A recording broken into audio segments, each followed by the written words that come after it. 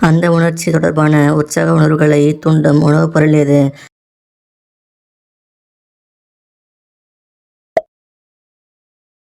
அந்த உறவை நீண்ட நேரம் வைத்துக்கொள்ள எதை சாப்பிட வேண்டும்?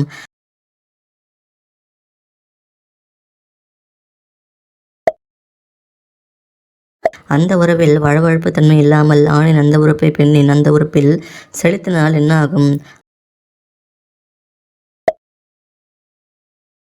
ஆண்களின் எந்த வயதிற்கு பிறகு ஆணின் அந்த உறுப்பின் வளர்ச்சியில் மாற்றம் இருக்காது?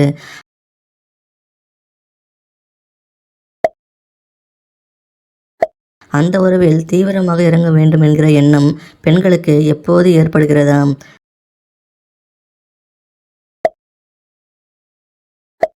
பால் நிறைந்த மார்பகத்தில் ஆண்கள் வாய் வைத்து ருசித்தால் என்னவாகும்?